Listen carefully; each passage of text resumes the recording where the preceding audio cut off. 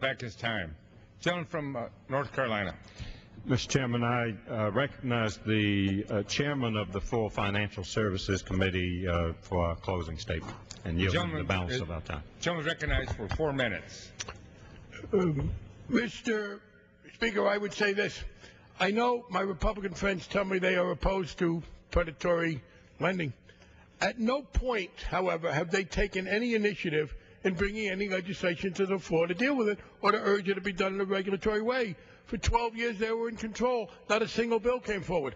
My friend from Alabama did have a sincere interest here, and he had a good proposal. It wasn't until the Democrats were in the majority and we brought a bill to the floor that he was able to offer his bill, which we embraced, and even then, while he voted for the final bill, 2/3 of his colleagues voted no. Now, some have said, well, this is going to do terrible damage to the mortgage market. I think members would agree that no organization is more interested in having that well-functioning than the National Association of Realtors. And I am putting into the record their letter in which they strongly urge people to vote for this. The National Association of Realtors, knowledgeable and committed to home ownership, strongly support this.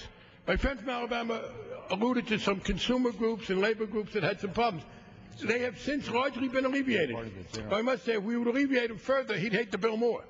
But the fact is that the groups that he alluded to are on the whole pleased with the bill now.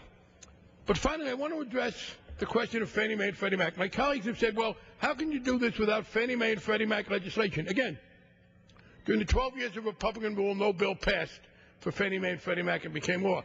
In our 2 years, one did. Yes, I think further action is needed there. Where is their bill, Mr. Chairman?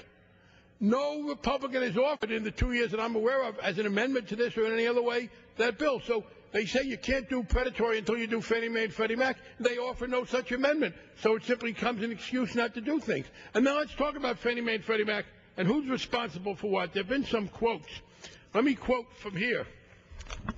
In 2004, Bush administration, Republicans in Congress, HUD revised the goals, increasing them to 56% of the overall mortgage purchase and mandated that 12% of all mortgage purchases by Fannie Mae and Freddie Mac be, quote, special affordable loans made to borrowers with incomes less than 60% of an area's median income. 2004, the Bush administration mandates this. This is under Republican control. Then let me go to line 20 on page 183.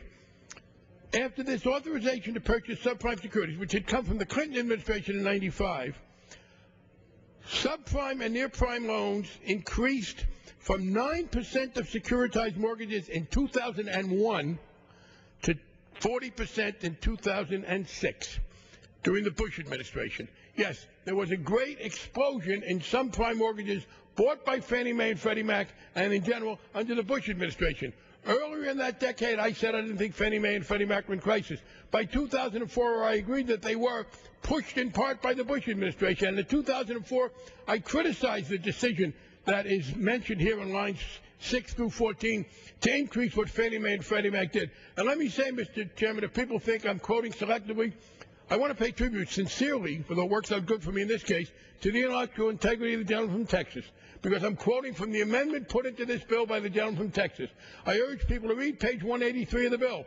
It is language that was offered by the gentleman from Texas, Mr. Henseling, not Mr. Green, not Mr. Hinojosa, Mr. Henseling, and we accepted it. And it clearly documents that the explosion in subprime loans came under Republican control.